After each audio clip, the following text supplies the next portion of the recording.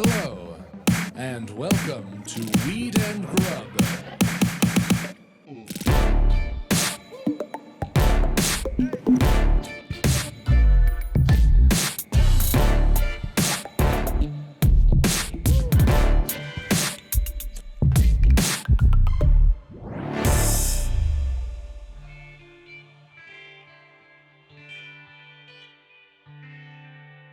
Well, let's just get it out of the way and put it to bed. Okay. I broke a microphone in Top Tree Studio. Everyone has brought it up to me. Everyone has not let me forget it. So I would like to just put it on wax, press it, and ship it, and just say, yeah, I broke a fucking mic. Yeah, they're calling it a Glazer. When there was a TV broken at an event here the other day, and Mark was like, yeah, it got glazered. I'm now a word that means broken. Yeah, I'm a verb. Yep. I'm a broken verb. Yeah, your verb means to fuck something up to the point where it is no longer useful. Damn. Got glazered. Oh, shit. Damn it. Damn it. I thought I would just say sorry, but now, no, I'm not sorry at all. Yeah. Yeah, y'all need to fix your lives. No, everyone around here knows that you break things. I did. Yeah. Wow. And now I'm also being blamed for a TV and life. Yep. Unreal, man. What do you think? What would you like glazered to mean if you had your choice? Like always hits a 3-pointer, swish, no rim. Oh, that guy glazers on the court? Yeah. Nice. Yeah. Or just in life, in comedy and life? Yeah, he's just full of swishes in life. His whole life is a swish. A swish. Yeah. Okay. That's what I wish it was. What would Gibson be? A Gibson? You got Gibsoned. Feels like you got like punched in the head or something. It does you know sound what I like a mean? Gibson. Yeah, you got Gibsoned. Yeah, I got Gibsoned. I got or like shoved coming out of a bar or something, like Gave you a Gibson. surprise attack from the side. It does. It sounds like an elbow to the ribs. Yeah. A Gibson. Yeah, I got like thumped in the gut. So if you get glazered and Gibsoned, you get broken and then punched? No, I don't want it to be that. I want it to be like a swish and a kiss. A swish and a kiss. Yeah, I would like Gibson to mean like a little nice kiss on the cheek, like from a friend. Oh, that's a nice friendly Gibson. cheek peck. I did have a terrible ex write a song about me that was called Gibson, and it wasn't good. Before we get into it, what up, Mary Jane? How's it going, Mike? So good. Welcome to Weed and Grub, everyone. This is a podcast about comedy, Cannabis, culture, cooking, calling shit out, and good relationships with fun people. Yeah, Casey's. Like Meredith Casey. Yeah, our VIB this week. Our beautiful guest. So can you just give me a snippet of the lyrics of a Gibson tune? I can't remember what the whole deal was, but he was just super mad because we'd had an awful breakup, and then I had slept with someone else after we broke up. Like, we were not in a relationship That's anymore. legal. And as much as it hurts, it's legal. Yep. And I hooked up with someone else, and he wrote this whole song called Gibson about like how I was like, it was like, I'm ordering a Gibson, trying on another man's jacket. I don't even know. He was like a bad songwriter. I was just going to say, it's like a bad, yeah, song. It was terrible and stupid. But he did send it to, he put it on SoundCloud and sent it to me. And he was like, here you go. And I was like, whatever. Ew, dude, what are you, 13? This was like a 40-year-old man.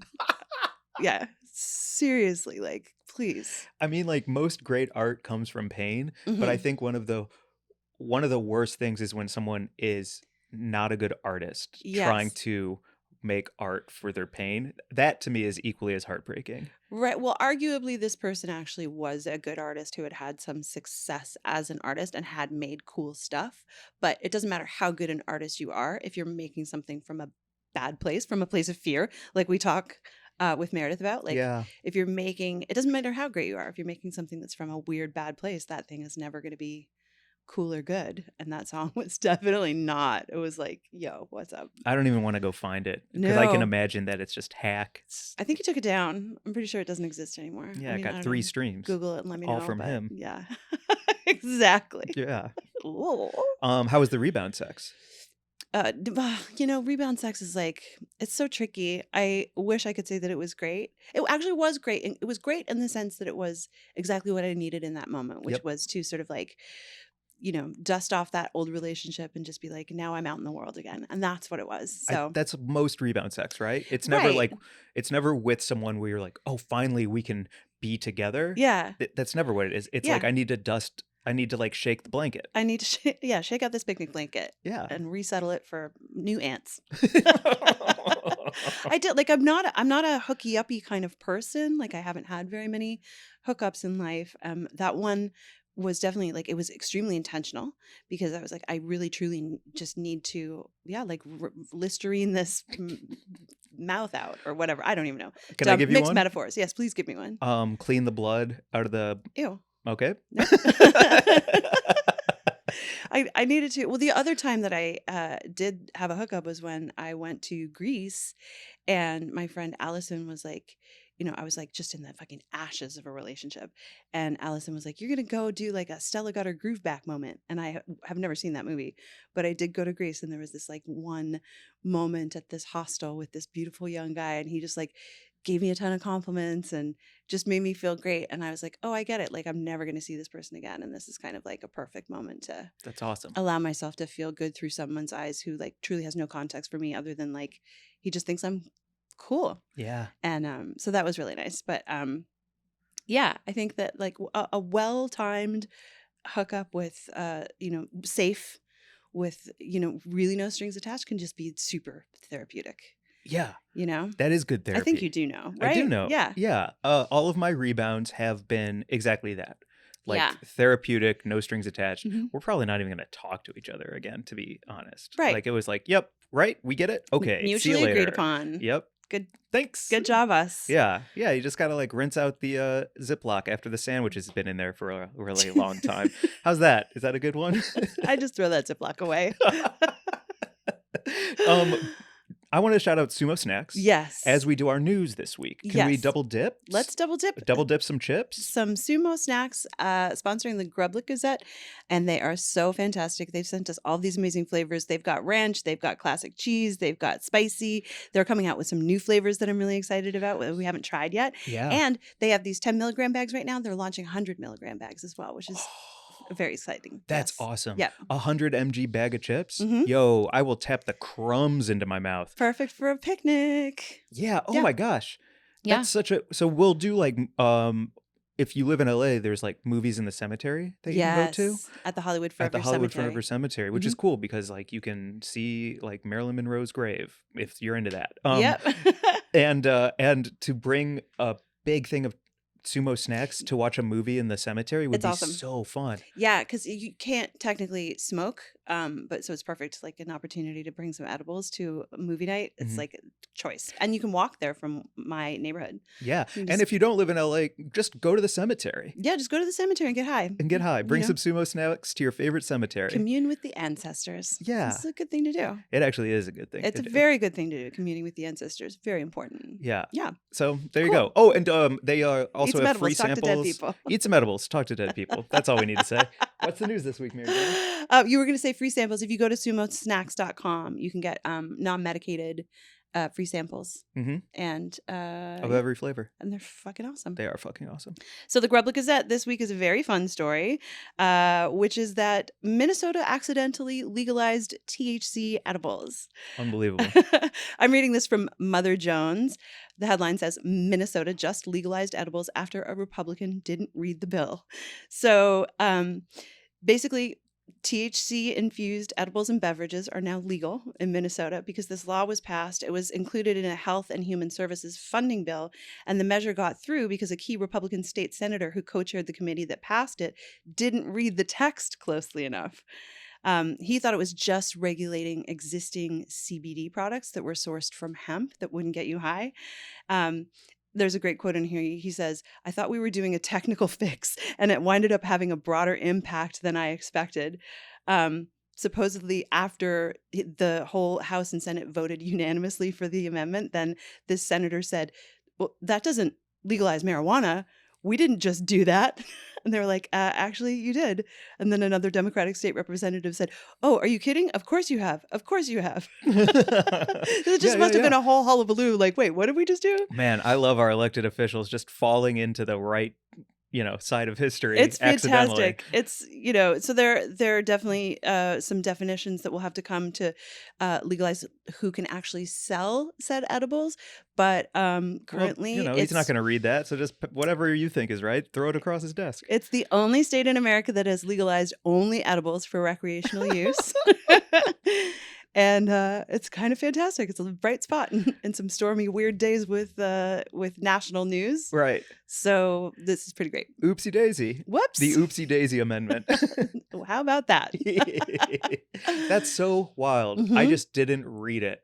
And then I said, I'm in. Yeah, I didn't read the thing that I'm voting on. That's so crazy. And I feel like probably fairly common, definitely more common than we realize. Well, every time some documents get released, it's always like 200 pages of very small print. I'm like, no government official is reading this before it's getting passed. There's no way Mitch McConnell, like with his old crypt keeper fucking hands, is reading 200 pages of anything. No, Yertle the Turtle has interns do that, and they are underpaid and overworked. So something will get through. Absolutely. Yeah. And in this case, Sumo Snacks and edibles. Yeah, like, Sumo Snacks, now legal in Minnesota. I mean, I don't read the terms and conditions of like you buy anything and You're you have to so read right. all of that and it's insane and you're like, it's fine. And then you sign it. And then sometimes, I mean, I know you've had that experience of signing something where you're like, oh, fuck, what did I just do? I've also had that experience. Yeah. And also that's so crazy. It is a terms and conditions and you're just like, accept.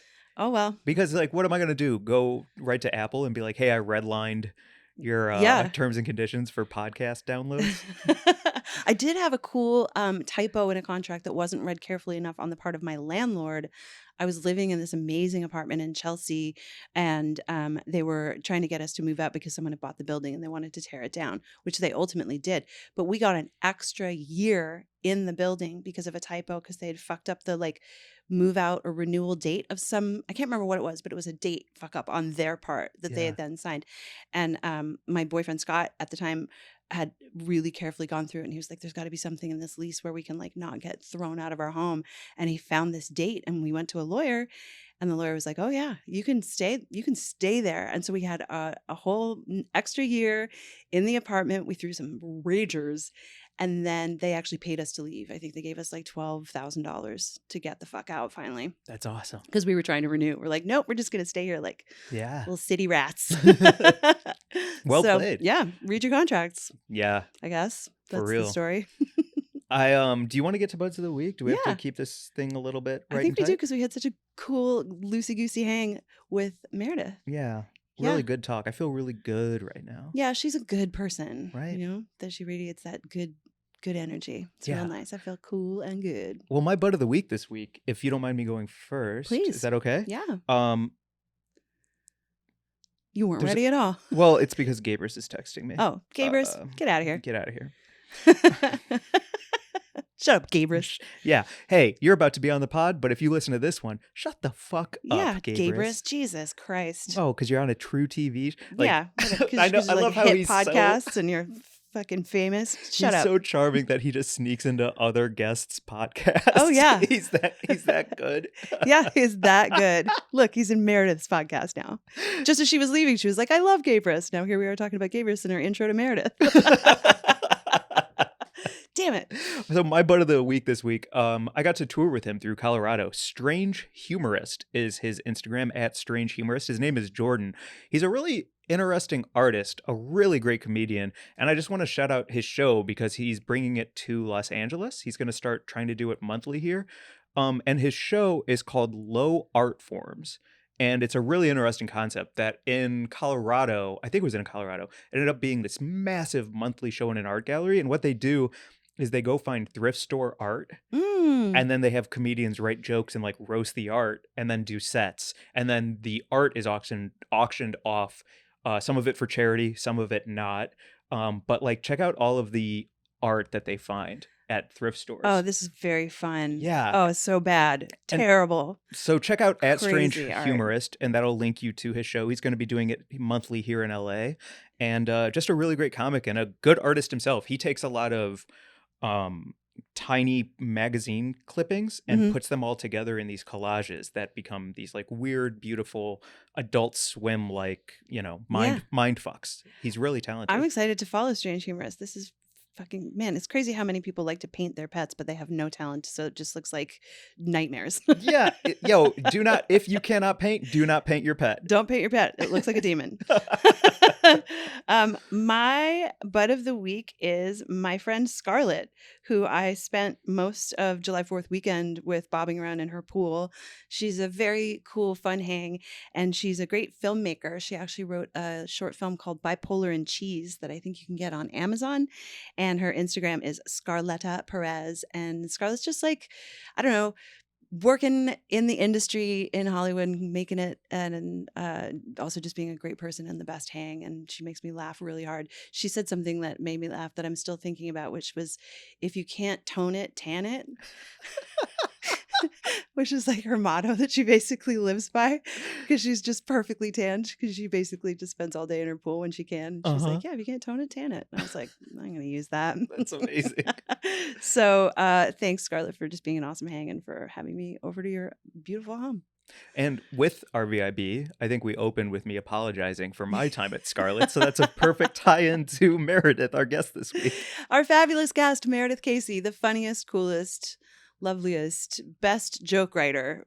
Fucking awesome human. I'm so glad that I met her through you. Yeah, I really like this interview in particular because I feel like we went and took a trip with her. Yes. And I'm excited for when we all take another type of trip together in the future. Yes. Yeah. I am too. It was a really fun hang. So before we get to it, leave a review. yes. Click 5 stars, whether it's on Spotify, Apple iTunes, wherever it is.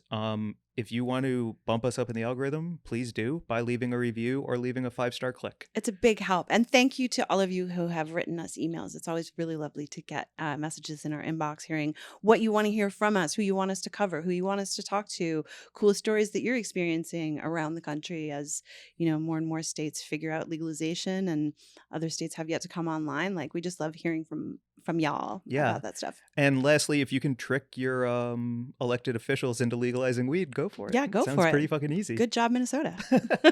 So without further ado, here's our interview with Meredith Casey.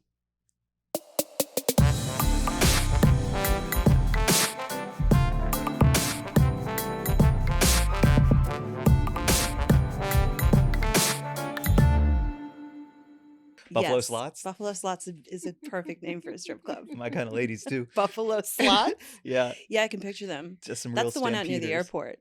airport. Oh, yeah, it is. Definitely. Yeah. Yeah, that's the strip club out near the airport. It's like in the Marriott. Yeah, and all the strippers are built like refrigerators. They're just like, you know, They can take a punch. Like, yeah, you know, like they- with the little legs and then big up top. Oh, yeah. Buffalo Slots. That's awesome. that rocks. Yeah, it does. What up, Meredith? What's up? How's We're it going? doing it. We're doing I'm it. so excited to be here. I love you guys. Do I need to keep coming up? I was just gonna say you can move the microphone Okay. towards you. Okay, how's this? I'm no. learning. I'm learning about codependency. And we're back. So we were just talking about how you ruin everything you touch. Honestly, that's not untrue. That's how I feel about myself. I just came from a super crazy therapy session with Peter, and so I'm Yeah. feeling a little frazzled right now. So Yeah? that's why I'm also being aggressive towards everyone around me. Is that how you feel after therapy? Yeah, I Oh, feel I get really? like angry and I get frazzled sometimes, Oh, and really? I didn't get to go on my long walk afterwards. Hmm. And so sorry that I'm yelling at you. Did you have a breakthrough? Recently? No, I Yes. feel like usually when I have breakthroughs at therapy, then I get a little Frazzled. frazzled. But Mhm. usually after therapy, I feel good. Yeah. I did recently have a breakthrough, and so it's still fresh in my existence. You It's know- metabolizing as we speak. It is actually, yeah. All the Yeah, little you're stardust digesting it. particles are coming back together to make a new, better me. Do you know what Nice. therapists should do? They should have before and after pictures of like, you know how like dentists will be like, hire me. Here's a fucked up smile. Here's a good smile. Mhm. They should do that, but for therapy. Oh, yeah. But then you'd look like shit. Your after would look Yeah. so bad. Just sunken eyes, just real haggard. Yeah, totally. So unhappy, I am angry. fixing myself. Yeah. I think my therapist could make bank with a before and after. When she got her hands on me, Yeah. I mean, not that I'm not a wreck right now, but like I was a worse wreck. Oh God, I was bad. Yeah. Yeah. Well, Why? you look great. So I was gonna say. obviously you. you're doing Charlotte Tilbury Foundation. nice. Her name's Charlotte. No. Your therapist is Charlotte Tilbury? Or is that a makeup Her name friend? I don't her name is Susanna. I think I can say that. Oh, we'll bleep it out. Bleep it. She rocks. She's the best. I love her. Nice. How long have you been hanging out with her? About 5 years we've been hanging out. Cool. Nice. My first therapist I had, I should have just said no right away Uh-huh. because I'd never gone to therapy before, and she was 2 months pregnant. Oh. And she was like, so in 6 to 7 months, Right. I will be leaving. And I was like, cool, because I'm kind of here to talk about abandonment issues. So, like, how It's fitting. wonderful that I'm going to build this bridge with you, and then you're going to foist me onto somebody else. And I should have Yeah. just from jump been like, okay, well, then not with you. What are you doing? But you stayed with her? I did. And was it bad when she had to leave? Yes. Mm-hmm. I didn't go back for another year Mhm. after that because I was like, oh, I guess everyone leaves you because they have their own shit to do and focus on. So go fuck these people. Have you ever ran into a therapist out in public? Ooh, that sounds awful. That sounds terrible. So they have to ignore you. Really? So I ran into my therapist a few times out in public. And I remember, I also have very bad abandonment issues. So I Mhm. remember we were in a Los Feliz bakery. And I was like, Susanna, hey, Susanna, it's me. And she just looked at me, she's like, Mm-mm. Wow. and then I remember being like hurt, like she just ignored me. And then I talked to her about it the next session. I go, hey, like you straight up ignored me. Did you see me? And she's like, I saw you. Oh, we all saw you. It's like, you just ignore me. She's like, you bring up a good thing, therapist, it's dangerous for us to, acknowledge or talk to our patients outside, because then we could reveal you. If somebody knows I'm a therapist and knows, that somebody might know that I'm your therapist. And I was like, I don't care if anybody knows. Tell everybody. I love you. I love you, Susanna. They got that in common with weed dealers. Yeah. Yeah, totally. You know, I want back the in the whole day. world to know. Yeah. Yeah. You wouldn't be like, hey, what's Yeah. up? What's up? You still got that Molly, dude? Yeah. Molly. You're like Yeah. mouthing Molly. Molly. That shit Yeah. was great. You still got that validation, baby? Yeah. Ooh. But she was like, yeah, we can't. Which I believe to be true. Like, I'm sure I love her. She's great. She wouldn't lie about that. But there's a part of me that thinks like, oh, she just doesn't want to have to do work. Mhm. Oh. Like, imagine if like I was crazy and I was like, Susanna, oh, thank God I saw you. Not crazy. I shouldn't say crazy. Right. But imagine if I was in dire straits and I was like, this awful thing happened. Yep. Mhm. Thank God you're at the mall. Like, we like go into. I think it's You're following her from store to store. Oh my God. What are the chances? You're in Joshua Tree too? Yeah, totally. That is like how if somebody reveals they're a doctor and somebody's like, oh, well, perfect time to talk about my shoulder. Yeah. And it's like, oh, Yeah. we're at a barbecue. Or like yesterday, Exactly. when you say to people, do you say you're a comedian to people? I try not to. Because of them then wanting to be entertained? Oh, that Yes. was wild. Yeah. Yeah. I watched that happen to Did that Mike happen to yesterday you? at a barbecue. And this guy just started telling terrible one-liners. And I was blackout drunk by this point. Dry June is over, folks. So that is a great example. Like, now I understand the therapy thing, because yeah, when I'm like in a Uber or something, I never tell anybody that I'm a therapist. So did he ask you that I'm a therapist? Did he ask you to do some jokes? No, he wanted Mike to laugh at his jokes. And And here's validate him. here's what I found out from Mary Jane that I said after each of his jokes, because I don't remember any of this. I said, I'm so much funnier than any of that. And then I was like, we should probably go. I love that. It's true. it is true. It And is also that's true. what you get. Thank you. Right. But also time to go. It's also time to go. Yeah. Time to leave. Sorry, Scarlett. Yeah. And your friends. But I felt at the time I can still I don't remember this yesterday, but I can feel myself being protective over the art of comedy and Yeah. what people think is okay to say to me as a comedian. Mm-hmm. And I know, one, because I was drunk and it had been a while since I drank. But I was like, I think I have to defend comedy against this idiot. Yeah. I have to defend my Mhm. art form and Mhm. what he thinks this art form is. You dummy, I'm funnier than that shit. Yeah. And I think that's where it was coming from, was like Yeah. a defending the thing I love the most. Also, it's like, so I did a great show. I think you should do it. It's like a comedy. It's like a pole dancing show with stand up. Mm. But I was thinking about, I think what might have bothered you about that guy was that he thinks he can do it. And same with pole dancing, where you think you can do it until you get on the pole and you're like, oh, this is hard. Like, you know, like it takes a lot of effort to pole dance. Yeah. So my problem is like assholes like that, where it's like, oh, I got this really great joke. You can use it if you want to. It's like, I'm good. Yeah. And that is the equivalent to them holding onto the pole and making that squeaking sound Yeah, as they slide all the way down it. Yeah. Totally. Yeah. It's Just like, lying oh no, on the this is ground. hard. Yeah, it is entertaining. But like there's a lot of work and talent and strength that goes into 100%. Yeah. So what I'm hearing you say is I should get blackout drunk more often Yeah. and Yeah. yell at people. And yell Yeah. at people Teach lessons that to you're these funnier. fuckers. That I'm funnier. Just That's a up cool and down thing. Sunset. Yeah. I'm funnier than all you motherfuckers. Yeah. Yeah. Oh. Are you enjoying comedy right now? Are you having fun? I am. Cool. Why? I feel like before I was always really rigid with comedy, with stand-up, with stage presence, and I feel like I've been finding a little bit more freedom on stage and a little bit more joy in talking to people. And that's been fun for me. That's awesome. To branch out from your well-constructed, solid I would comedy. hide behind that. Oh. And now I feel like I'm a little bit like coming out of hiding and a little bit of kind of like more of a relationship where it's like, have you ever had sex with a guy who's clearly using you to masturbate? Like that's all you are. Wow. That's how I felt with the audience, where I'm like, oh, I'm just masturbating. But now I'm like, I want to have sex with the audience. Yeah. And I want us both to enjoy it. And I'm having so much more joy being like curious about them. But Yeah. also, you know, you have to tell jokes and shit like that. But I don't You know. gotta get I'm off, finding too. a little bit more freedom in it. That's awesome. I love that. Yeah. The last time I saw you, you have a joke that I'm sure that almost any woman who's ever had a child, when they see you perform it, repeats it because it's so perfect. Oh, which one is that? About I can't tell you your joke. It's the one about the bikini wax. A haircut. Oh, Will blow you- your brains out? Yeah, will you tell it? Sure. It's oh shit. I really want to have another kid. But I hated being pregnant because I just got so much unwanted advice.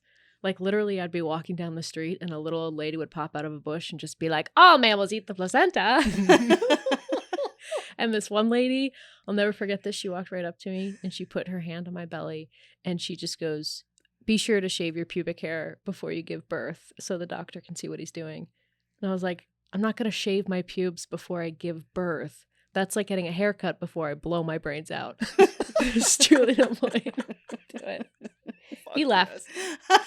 It's so good. It's so fucked up and so Yeah, funny. thank you. And so good. And I just have never forgotten it. Thank you. It's a real. Every time a friend of mine has a baby, I'm like, I think about you and your joke. I remember it was so funny because when she told me not to shave my pubes, so I'm like, dude, what do you think goes on down there? Yeah. Like you think a little tuft of hair is gonna So he can see? block? He just gets down there and he's like, pubes. It's like your doctor was around in the 80s, most likely. Like, you know what I mean? Or like the 70s. Like we're used to pubes. Yeah. Also, there aren't pubes like inside your vagina. I did want to be like, have you ever seen your own vagina? Yeah, do lady? you know what a vagina Have looks you like? ever taken a mirror to that thing? Yeah. It's not like the inside is like fur lined. Or there's Yeah. like multiple holes and like paths and Yeah. avenues, right? Yeah. It's not all that confusing. Yeah, it's not an alien. It's a pussy. Yeah. How do you feel about comedy these days? Oh, well, my comedy has gotten 10 times better since taking 2 years off Good. because of the pandemic. I am more vulnerable, honest. I'm making better connections with the audience. Yeah. And I don't have time for bullshit, but Yeah. I'm also sillier than I've ever been. Nice. With my lack of suffering any fools. So I'm having a That's lot more lovely. fun. That's lovely. I love that silly. Yeah. Mm-hmm. Yeah. And I feel like your relationship with like your sex relationship with the audience Mm-hmm. is that you're really good at the foreplay part. You make them all warm. You juice them up real good. Yeah, they get all wet. Mm-hmm. Yeah, it's every seat they slip off. You're slip and slide. Yeah. Oh. Whoa. Yep. Just sitting in puddles. Yeah. Hmm. It's the stinkiest shows. I mean, Yeah. his shows, it's just reeks of pussy when Just you walk in. wet Just pussy. wet pussy. What does a Mike Glazer show smell like? Wet pussy. Can we timestamp that? Ride 'em shit, hard.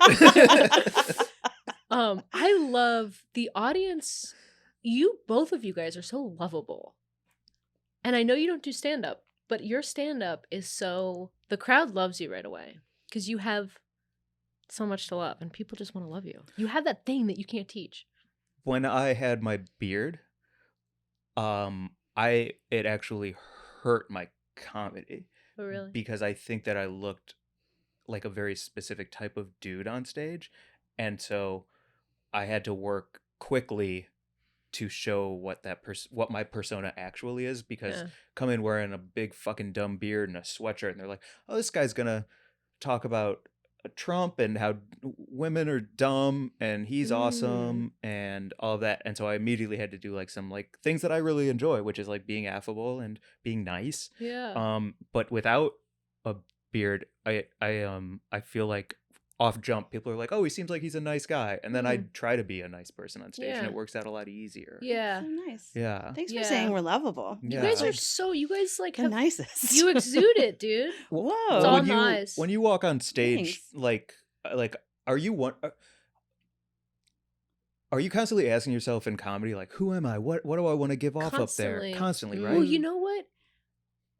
Every time before I go on stage, I'm constantly like, I can't do this. I don't think I can do this. I can't do this. And then I get on stage and I do it and I'm like, I did it. Yep. Thank God. And then it's so fun. And then it's so like, I think there's a part of like that thought that artists need sometimes where it's like, I don't know if I can do this. And then you do it and you're just like, oh, okay, I can do it. I remember learning that Judi Dench suffers horrible stage fright. Oh, yeah. Same. And I was like, yeah, you know, when I was acting, there was always that moment of terror right before you go on stage, and then you just like have a sip of water, you take that breath, you get on there, and then you feel like breathing. Yeah. I did do stand up for the first time this year. Mike gave me a spot on the 420 show. Hell yeah. And so I went to a bunch of open mics and like I wrote some stuff and I got up in front of, I don't know, it was a big crowd. I mean, how'd you do? How'd you feel? I felt great because I love being on, like I was, you know, when I was acting, that was like my church. I was like, this is where I'm happiest. This is where I feel most content and like I'm in the right place. And so stepping on stage again, doing comedy, I felt like I was in the right place, but that I was very out of my element. Because, you know, I don't have my brain doesn't work the way your brains work, you know? Well, my brain doesn't work like his and vice versa. Your brain is also different. Everyone's different. Yeah. And there's no right way to write a joke. Yeah. And there's no right way to be funny. I just don't know anything about structure. I'm just a storyteller. Like I tell silly stories about dumb things. I should check out the Moth has an open mic. The Story Slams? Yeah. Yeah. It's at that bar in Silver Lake. Yeah, I should check it out. Because also, I think the other thing is that I like so much of my stuff is about just like stuff that I haven't worked through yet. And I think what I'm really learning talking to comedians about is like you can't address something that's difficult through your comedy unless you've really worked through it. You can't get up and talk about so true. problems unless you have dealt with said problem. And I have learned that the hard way. Right? You have? Oh my God. I've definitely said stuff on stage where I'm like, I could cry. Oh God. And everyone's like, yeah. Well, they feel it and they're like, is this bitch gonna cry? Yeah. Fuck. Yeah. Have you ever seen that? Have you or experienced that? Like, did you get to a place where you had a sort of like an emotional I got to a place where I felt moment? like I could almost cry, but I've never cried on stage. I think if you're there for theater or something where of course it's called for, but on stage, I don't know. Is there room for a comic to cry? No. Can I tell you a story? Yeah, please. This is based on a bit. It's based on your hand tent bit, though. Oh, okay. Is that okay? Sure. So I won't do your bit, but it's based on hand tenting, men who hand tent. Yeah. And what's hand? This is the joke was Daily Show. What's his fucking name? Trevor Noah. Noah. That's who I was gonna. Yeah, exactly. Yeah, he was doing a thing where he was talking very seriously about something, and we knew that he was talking seriously because he had a tented hand. That's hilarious. And so then Mike and I worked it out. It was on the podcast one day. We were like, okay, so flat hand's funny when you're talking about stuff. And then a tented hand means you're serious. And then a double tent means you're really serious. And then like a full like this is like Elon Musk, like dead fucking serious. You're going to kill someone. Dead serious, very serious, serious, funny. That's so funny. It was fun to work out with Mike. It was awesome. The Yeah. hand ten's hilarious. Yeah, serious. You're like, yeah, see anyone with this That's this a brilliant bit. It was from the pod, and then I was like, I think if I'm gonna like get up on stage, I should And what like about work the it mood? out. Like, I do feel like there's a little bit of like, Totally. Like it's fun to get really physical with it. I think that's where I would have more fun is if I could do like that could be a funny character. act outs. Yeah. Is if you did Character work. the person who talks with hand tons, Mhm. the hand ton character. You know, like on That is TikTok a or really good something. one, You yeah. know, just kind of like doing something kind of like all the different levels of seriousness. Mhm. But saying very absurd things, Yeah. possibly. Oh yeah. Yeah. All the different layers. But also a lot of it is like, I feel Yes. how I feel Yes. right now is Yeah. that you were disrespecting me. Even the way your lips Exactly. pursed Yeah. as they came up. And I have a problem with that. And you just kind of go because sorry, and then you stroke. It's a fucking Yes. Yes. Yes. That's very fun. Yeah. That's a I love hot it. character. yeah. Yeah, and there's all of these different little Just places wanted- you could go with it. It was a good time. It was a good time Yeah. learning how to yeah, like hand tent, hand camp out. try Yeah. and yeah. Oh my god. Great Mhm. bit. Yeah. Thanks. Are you doing new material right now? I am doing some new material. Exciting. Yeah. I wrote this bit recently and it's about faces. About how faces are a lie. Like how everybody's face is just evolved. Like we're all just worms and we're trying to trick somebody into feeding us. And the person with attractive faces are just good at being fed. Like it's all just a trick. Like the face is like a flower, you know, Mhm. like it's all like the butthole's the truth teller. Like the butt, like smell, you know, like Yeah. smell's the real thing. But a face is a trick. It's a mirage. Uh-huh. It's just trying to catch somebody.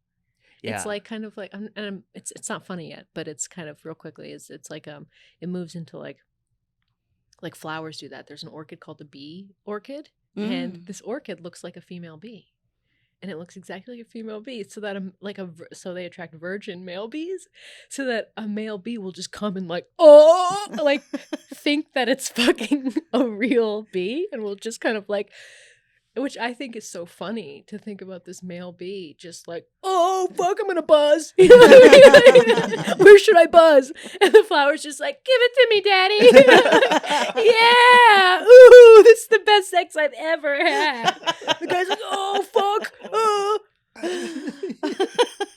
That's wild. And then the like kind of like map it to like the bee being like, oh, fuck, the queen's going to find out. She's going to smell it on me. You're not a flower, are you? Yeah. Oh, on the neck, on the collar. Yeah. There's a little bit of pollen on the collar. Yeah.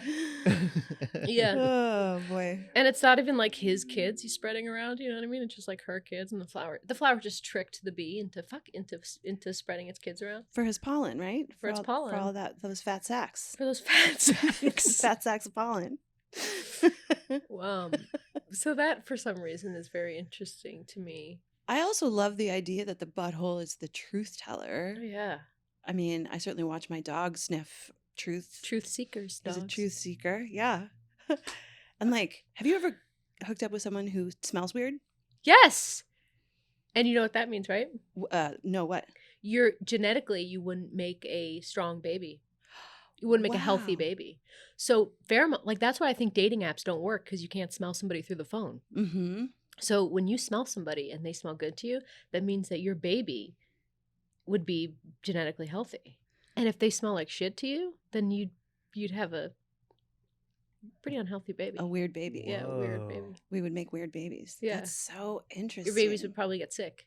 Yeah. So any dude who wears like Old Spice or cologne, It's or a any of mask. that It's a trick. is a fucking trick. I He's like the fucking bee I orchid. fucking hate that. I hate cologne. I hate perfume because Mhm. it's just a way to block your pheromones, which is the thing that matters, is how you smell, how your sweat smells, Mm-hmm. Mhm. how your butthole smells, How your butthole smells. how your That's the app. that's the Yo. app is Scratch and Sniff app. Mm-hmm. Ass app. Ass app. And also the perfume's kind of funny because the perfume is based off of female flowers, which is a trick in itself. So it kind of folds on itself, where it's like you're just going to attract bees with that. Like one time I wore a Supergoop sunscreen, and it smelled, it had sunflower oil in it, and it smelled like sunflowers, and I put it on my face, and bees, I'm not even kidding, bees were attracted to my face, and I was like, what the fuck? And then I realized I smell like a fucking female flower. Yeah. And they came all over. They came all over my face. But- They came all over my face. They're trying to buzz a nut on your face. They're trying to fucking come on my face. Goop sunscreen will make bees try to Just come on your getting face. humped by- Oh. It's like a free filler, though, if they sting you, you know? Yeah, just get my lips. Just, Ooh, I'm just gonna so put it just on the my lips. This is a good time to Or say cheeks. Sumo Snacks, a great cannabis-infused chip. Yeah, they work. They work. They work, yeah. Go to Sumo, get a free sample. They'll send them to you. Zesty Zesty. Ranch. And they don't attract bees. And they don't attract It's important to bees. say they will not attract bees. They're That's bee right. repellers, actually. Yeah. If you eat sumo, you will Yeah. not have bees sting you. A bee Yes. will never sting you Bee if you repellent. eat Sumo Snacks. That's right. Go to sumosnacks.com, type in the code word bee, And see what happens. and see what happens. We don't know. This is fun. Life's fun. you Yeah. know? Fun. It's just all a game. It's all a Type game. in the words become for 38% off. Speaking of fun life and life's fun, Mhm. I've been getting into DMT. Okay. Have you ever smoked DMT? I have never smoked DMT, and I think it's because I'm a little nervous to do it. So I'd love to hear you talk about it. I feel like you both would really love it. I love psychedelics. Yeah, I think you'd really enjoy it. So it has okay, I've just kind of been getting into it. So Okay. I'm a real novice Yep. and I don't know that much about it. Were you introduced to it in like pen form, or where? How did Pen you? form. Okay. So I got it in oil. I'm really looking for powder. I Mhm. don't know if anybody has a A can I DMT powder hookup. DMT powder hookup? DM me B. Just DM me the words B. I don't know what you're talking about. Slide in those DMs and just dump become. But I really enjoy it. So I have it in the oil form, Mhm. and with the oil form, I found that I have to take more hits than I thought. I think with powder, you take like 3 hits and you blast off, which is what they call. You smoke it and you kind of. The only bad part about smoking DMT is that you can't smoke too much. You can only smoke too little. Huh. So if you smoke too little, you won't break through, which is going through into this kind of different dimension. They call it the spirit molecule, like a different world. Right. So you can smoke too little and kind of be stuck in this space. Mm-hmm.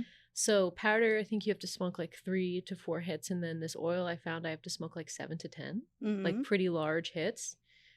And it's a pretty rough oil. Like Doesn't feel good. it doesn't feel good. It kind of hurts a little bit. Like I feel like if you have leather lungs, like if you smoke like opium or something, like you can really. But with my lungs, I can't. You got to really take a large hit, hold it. But I've been really enjoying it, and the first couple times I wasn't able to break through, but recently I have, and it was fucking beautiful. And I think that's part of what's given me a little bit more playfulness in my life, and a little bit more of like, oh fuck it, nothing really matters in a good way. Yeah. Because I broke through, and I was greeted by these celestial female spirits, and you see a bunch of geometric forms and eyes and like all this beauty. And I was greeted by a bunch of women that were kind of like, come, we have so much to show you. And they had like, it's this world where they show you incredible, unbelievable things, glowing lights. You can see aliens, you can see spirits. You're taken into different dimensions, and your little gnomes, will jump inside of you, and you're just in this strange place. But at the same time as you're seeing all this beauty, you're being told so much. Like, I have a problem loving myself. I really don't love myself. And when I was talking to these women, or, they don't talk to you, but they send you messages, it was kind of like, you have to love yourself. You have to love you like we see you, like we love you. And there was a woman who was putting balls of light inside of me and taking out balls of darkness. Wow. And putting balls of light inside of me. And it was the most incredible experience I've ever had. And then the most notable thing for me was when I was coming down off of it, because it only lasts 7 minutes. Right. It only lasts like 7 to 12 minutes. Yeah. It's the working mom's drug. I blast off When I put him in a bed, I blast off, Yeah. I'm not here. My body's here, Mhm. It's fine. Yeah. He's in deep sleep. 7 minutes. But the most incredible thing for me was when I was coming down, I remember seeing my son's body, and I was kind of floating around him, Mm-hmm. and I saw him looking up at something. And then I was put inside of my son, and then I could see through my son's eyes, and he was looking up at me, and he was smiling, and I could feel how much love he has for me Whoa. because I was inside of him, and I could see how much love I have for him. So I could feel my own love and feel this love, this unconditional love from both sides, and I could feel that force. And the whole journey of my DMT was, please love yourself. You're safe. We love you here. We love you so much. Mm. We love you. Love yourself. And then from that, the message I got from that was like, oh, I need to see myself the way my son sees me. And I need to love myself the way my son loves me. And it was fucking mind-blowing. That'll change your life. Fuck, Yeah. that's awesome. It was awesome. Wow. That's awesome. I feel like crazy talking about DMT, so I speed through it because I feel like it's kind of nutty. It's it's so beautiful. We talked to Jim Belushi about his experience of doing ayahuasca, and he had, which is the DMT is the molecule in ayahuasca, and he had a similar story of the first time he did ayahuasca and feeling that love and acceptance. Yeah. And and I mean, I think that's the commonality is the beings that you see. Yeah. And it's so amazing to hear different stories from different people about the same world. Yes. It's That's what wild. blows my mind about it. It blows my mind. Because a lot of people talk about seeing similar stuff. Mm-hmm. And it almost feels like, and I don't know much about this. All I know, I listened to Terrence McKenna about it, which I really The machine loved. elves, right? Yeah, the machine elves. Mm-hmm. And a lot of people report, seeing similar things. But what's interesting to me is it's a world that I think Terrence McKenna says it doesn't require belief or trust because it's there. It's not like religion or God. You don't have to, trust that it's there or believe, have this hopeful, I hope heaven's real. Mm-hmm. You can smoke it and visit this world. And it doesn't affect your brain or body like mushrooms. Right. Are you and maybe it doesn't matter, but are you going somewhere, or are these things that are inside of you that are being unlocked for you to see? And because we're all basically the same, that's why we're all seeing the same things, is because it's inside of us? Or are you literally transporting to a different place? I don't know, but it feels like a transport. Okay. Because you kind of, when you're blasting off, when you're getting there, you kind of blast through all these colors, and then it feels like you bust through a membrane and you hear a crackle. And it does feel like you're breaking into a new world. Mm-hmm. So I have no idea if I'm going there or if they're coming to me, but I think that was a really good point, is because, DMT's in plants and it's in us right now. And I think that must be why it's kind of similar, because we're all Pretty much the same. The commonality, yeah. Yeah. When you do it, are you my biggest thing with taking a lot of mushrooms is having to continually tell myself, oh, you're tripping balls. Right. Hey, man. Yeah. You're high. Yeah. I remember I just did it in Palm Springs, and I was as soon as my thoughts started going to a place that was not okay with me, Mm-hmm. I just put myself to bed because I knew that I was tripping and I Mhm. didn't like where I was anymore, and I was Yes. time to get the fuck out of here. Yes. And so it's that push and pull of accepting it and rolling with it. Yes. But when you talk about blasting off, Mhm. does your ego just get so stripped away that there's no turning back? They call it the ego death drug. Okay. When I first started doing it, my ego got in the way, and I was told that by a lot of beings, where they had told me that you need to let go of your fear. You're never going to get to this world if you keep fearing it, and you need to stop being. I got the message of don't fear, don't fear, and I think fear is like ego.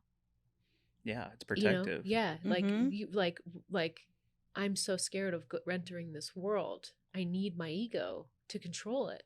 And that to me was a huge struggle with DMT and my stand-up, was fear of control.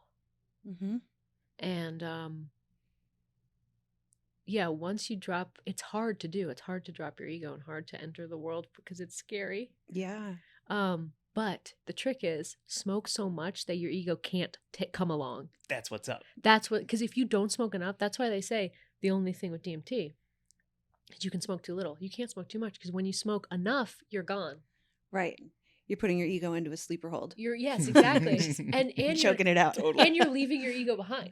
Uh-huh. Like wasn't invited on the trip. Right. And if you smoke enough, then your body, it's not like one of those drugs where, you can like jump off you're not moving. It's not like you can jump Right. off a roof or anything. It's not like salvia. Yeah, it's not like salvia. Which is, yeah. Stay away from salvia, kids. Yeah, don't Yeah. mess with that. No. Tried it salvia. once, broke into a hot sweat. Oh. Never gonna try it again. I Yeah. did it with a friend once, and he went, like, he had that whole experience where he didn't know where he was or who I was, or and it was just a really bad, not cool. He tried to open a window, right? Yeah, he went for the window, and then he went for the door, and it was like, Oh my no. goodness. And then when he came back, he was like, I never, ever want to experience that That's again. unsafe. It That's was not not. DMT. DMT is not like that at all. Yeah. It is a place of love and safety and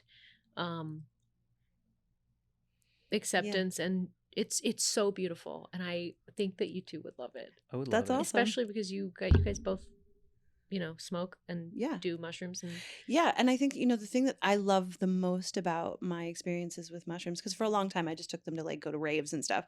And that was always fun to, see the colors and laugh really hard. yeah. But then when I started using them more therapeutically to just sort of like process some of the sadnesses that I was Yes. experiencing in life, and I felt the interconnectedness that mushrooms bring you, where you're like, oh, we are all part of this Yeah. one thing. Yeah. And the sort of like relief that came with that, Yeah. I feel like this experience that you're talking about would provide a different facet of relief for some of the weight that I bear with, just like the things that I'm walking around holding, It's funny you say that because I was just thinking about this the other day. When I was younger, I did drugs to party, and Mhm. now I do drugs to fix my brain Mm-hmm.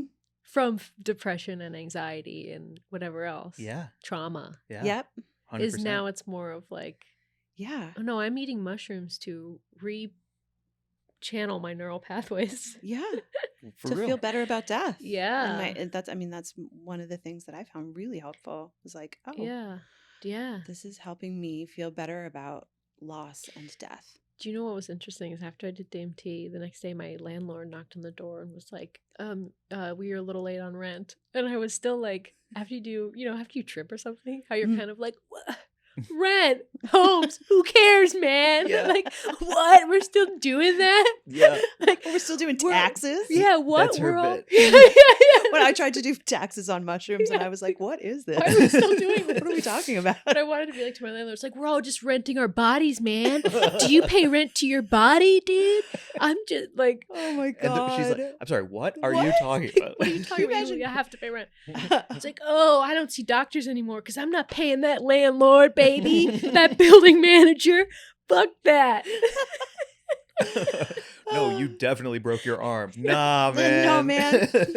I'm not falling for that shit. It's building management. It's just making me think of how infuriating the summer of love must have been to all of the establishment people who were just like, what are you talking about? They're like, fuck you, man. Nothing matters. I'm like, Yeah. oh my God, how infuriating. That's so funny. Just even like, oh, that's so funny. like, just what? Yeah. and- Landlords entire- and parents yeah. and people who run stores where Yeah. I'm not buying this.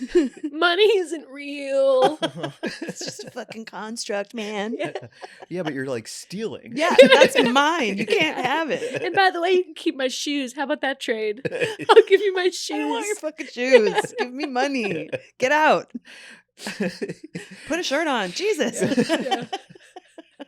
So annoying. Yeah. It truly Oh, is. Funny.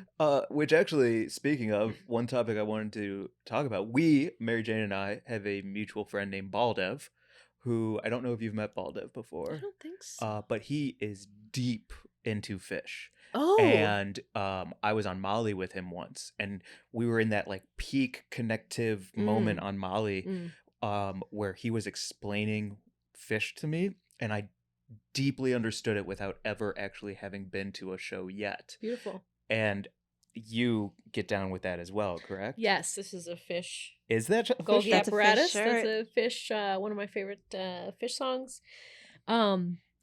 Yeah, Phish is. I've seen, I believe, over 100 Phish shows. What? That's like a Yeah. half a year of shows. It's a lot of money. Mm-hmm. But Is it because of the whippets that you can do in the parking lot? yeah, that's why I never go in. Yeah, cool. Just tailgating. Some of the best times. But yeah, Phish is it's just my favorite band. I love Phish so much. Is Well, it just Phish or is it the noodle in general? Do you love the noodle? I Like- love jam bands, but Yeah. Phish especially. Okay. Phish is very special to me. They're very they're just musically just so fucking talented. Their lyrics are really funny and goofy and silly.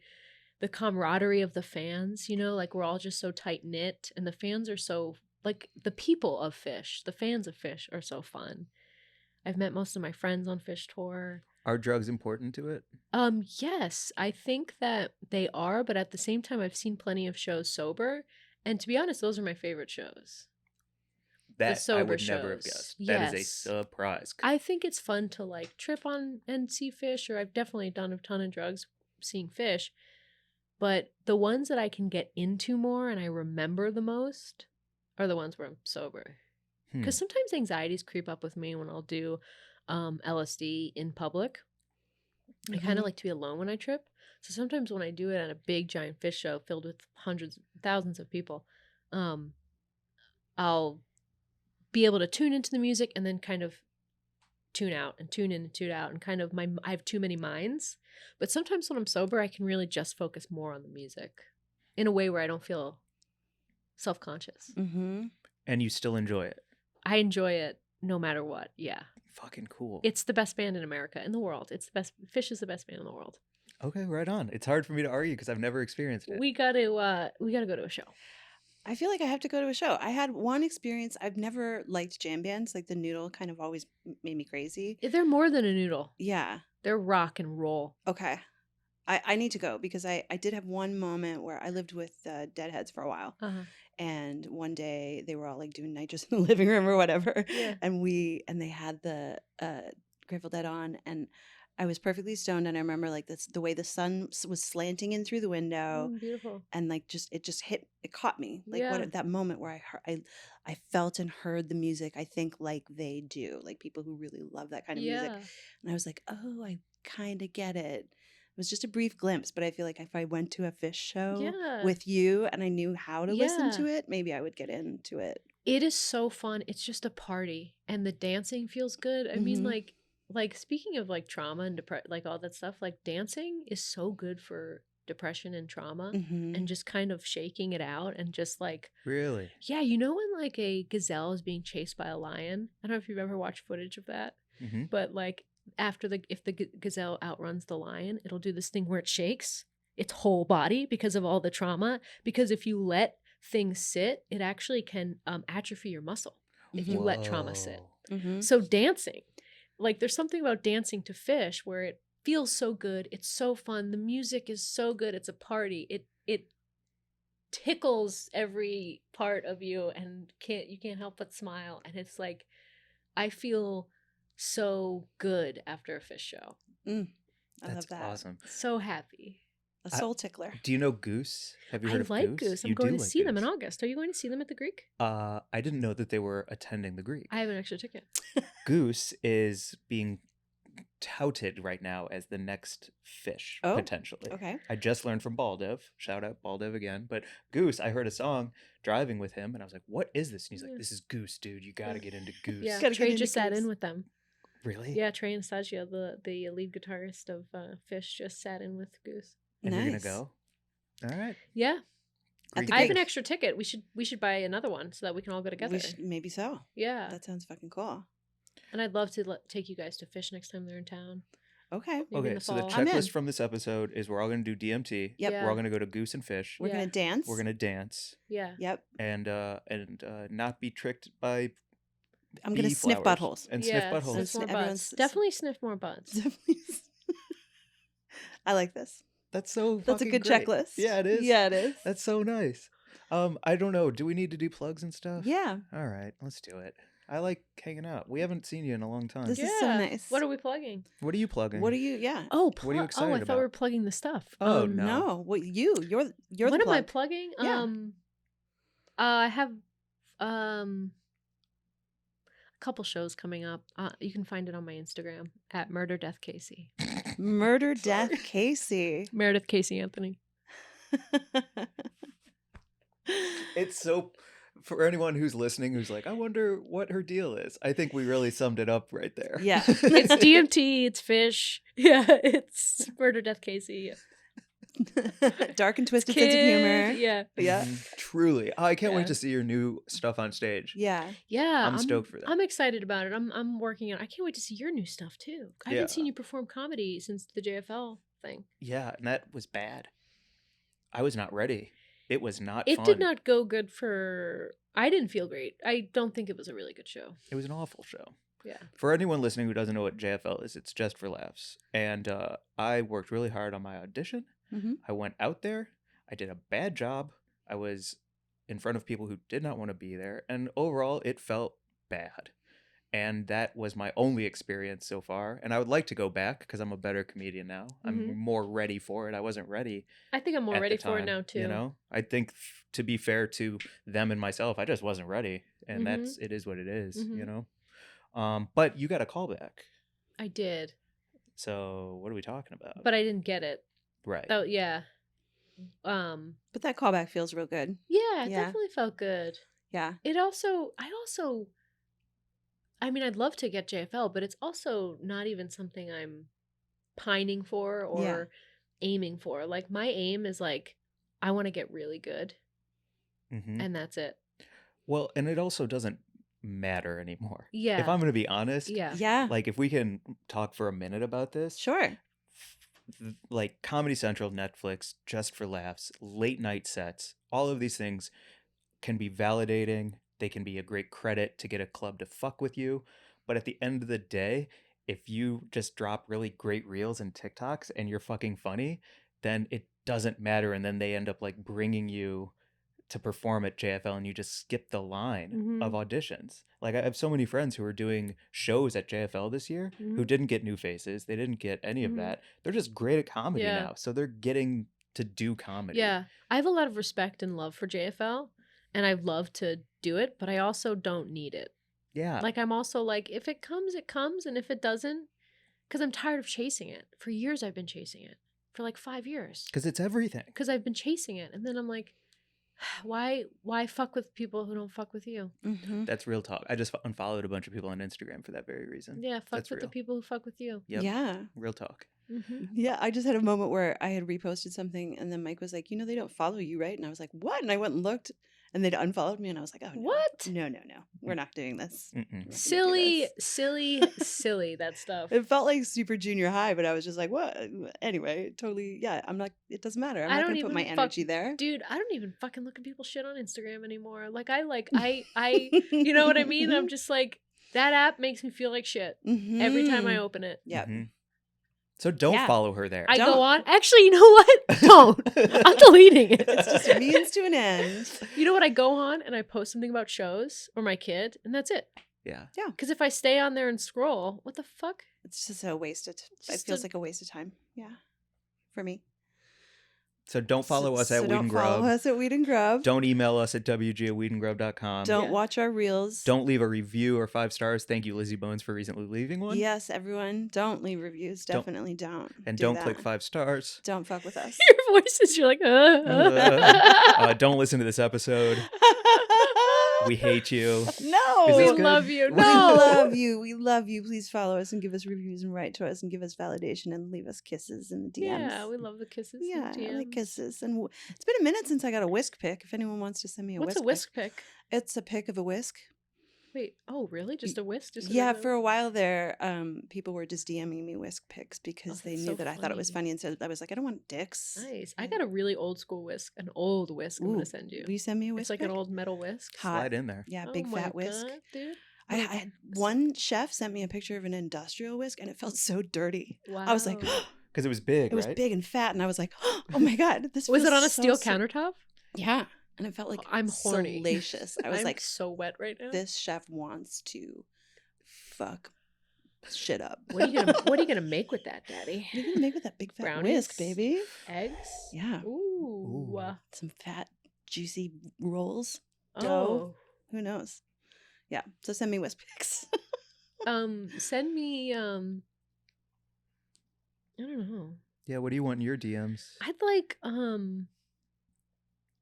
oh, I was about to say DMT powder. Wait, I'd like DMT powder hookups. Yep. I'd also like just something nice. Yeah. Compliments. A compliment would be nice. Okay. Send Meredith compliments. You heard it here. There it is. Perfect. Nice way to end. Yeah. Yeah. This has been great. Hey, This thanks was for so hanging. fun. I love Thank you guys. I you. miss you guys. This Love was you. lovely. Come back anytime. I will. Bye, everyone. Bye.